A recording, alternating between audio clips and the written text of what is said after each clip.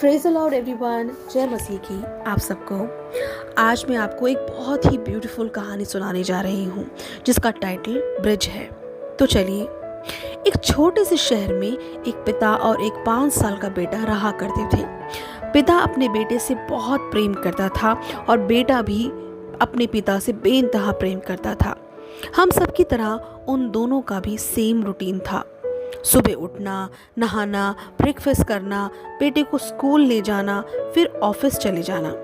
जब स्कूल खत्म होता तो पिता अपने बेटे को अपने साथ ऑफिस ले जाया करता था। पिता एक सिग्नल मास्टर था रेलवे में, जैसे कि रेलगाड़ियों को सिग्नल देना, रुकने या जाने का, रेलवे ट्रैक चेंज करना, पुली खींच के। पर ये जो सिग्नल मास्टर था, ये एक ऐसे ब्रिज के पास काम करता था दोस्तों, जो एक समुद्र के ऊपर बनाया गया था, ताकि जब ट्रेन आए तो एक ब्रिज बन जाता था और जब ट्रेन ना आ रही हो तो शिप्स के लिए खुल जाता था। जैसे कि मैंने आप सबको बताया कि बच्चा अपने पिता के साथ आफ्टर स्कूल आया करता था।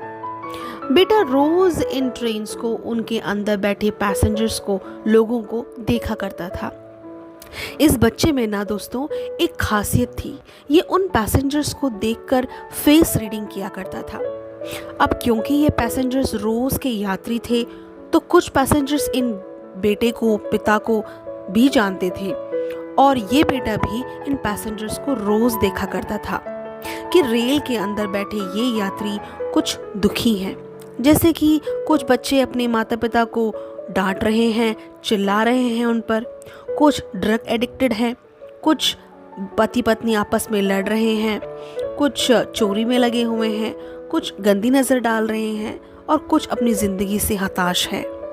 ये बेटा चाहता था कि कैसे मैं इन सबको खुश कर सकूं। उन्हें देखकर वो बहुत दुखी होता, परेशान होता और अक्सर अपने पिता से कहा करता था, पापा मैं बड़ा होके क्या बनूं?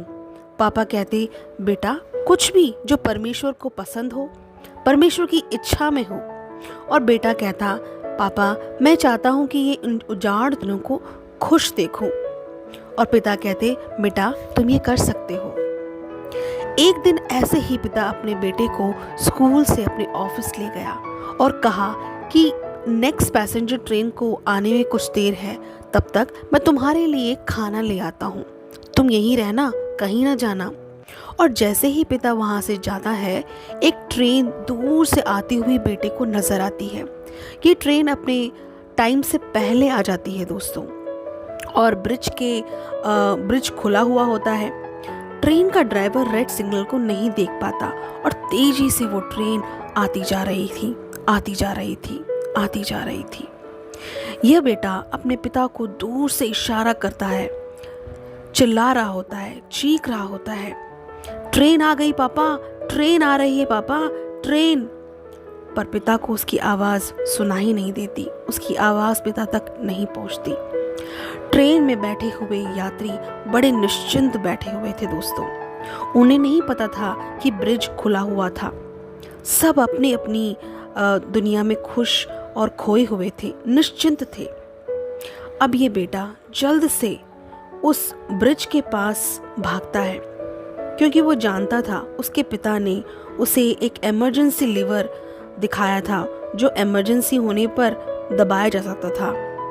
भागता है बेटा, जल्दी से भागता है और एक वो इमरजेंसी लीवर खींचने की कोशिश करता है, क्योंकि वो उन सब पैसेंजर्स को बचाना चाहता था, उन सब से प्यार करता था।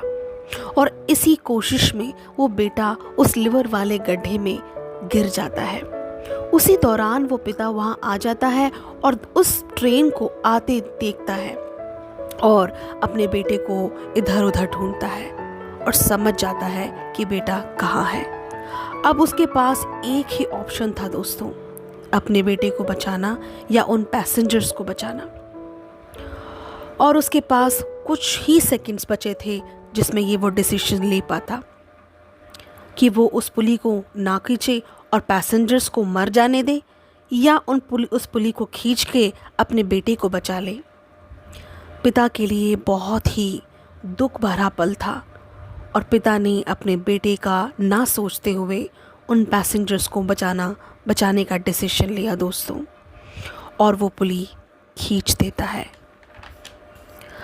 ट्रेन उस ब्रिज से निकल गई दोस्तों, आराम से। और उस ट्रेन में बैठे उन पैसेंजर्स को इसका कोई अंदाज़ा नहीं कि यहाँ उस समय कितना बड़ा बलिदान किसी ने उन लोगों के लिए दिया है। उस ट्रेन में एक ड्रग एडिक्ट लड़की रोज़ इस बेटे और बाप को देखा करती थी, और इस बार पिता को अकेले पाते हैं रोते हुए, क्योंकि पिता के हाथों में उस बेटे की लाश थी। दोस्तों, उस दिन के बाद पिता अकेला हो गया। जिसके लिए वो जीता था वही उसके साथ ना था अब। दोस्तों, आज मैं इस कहानी के ज़रिए एक और पिता से आपको मिलवाना चाहती हूँ, जिसने इस पिता की तरह अपना बेटा खोया है, इकलौता बेटा खोया है, बलिदान किया है मेरे लिए, आपके लिए और हम सबको इस पाप नगरी से बचाने के लिए। और हमको पता भी नहीं। और वो बेटा है यीशु मसीह। ये कहानी प्रेम की है दोस्तों, आपकी और पिता के प्रेम की। बाइबल बताती है, यूहन्ना की पुस्तक 3 अध्याय उसकी 16वीं आयत में, कि परमेश्वर ने जगत से ऐसा प्रेम किया कि अपना इकलौता पुत्र दे दिया, ताकि जो कोई भी उस पर विश्वास करे वो नाश ना हो परंतु अनंत जीवन पाए। पिता परमेश्वर ने हम सबसे बहुत प्रेम किया दोस्तों। यीशु मसीह को हमारे लिए बलिदान किया, और यीशु ने क्रूस पर हम सब के लिए मृत्यु सह ली, अपना लहू बहाया, हम सभी के पापों को अपने ऊपर ले लिया, ताकि हमें नरक की उस अनंत मृत्यु से निजात मिले। जिस सज़ा को हमने किया उस सज़ा को प्रभु ने सह लिया, अपने ऊपर ले लिया, और हमारे गुनाहों का पूरा बिल चुका दिया। क्योंकि पिता एक न्यायी परमेश्वर है दोस्तों, वो बिल्कुल भी पाप बर्दाश्त नहीं कर सकता। इसलिए हम लोग पिता की महिमा से, पिता से दूर हो गए।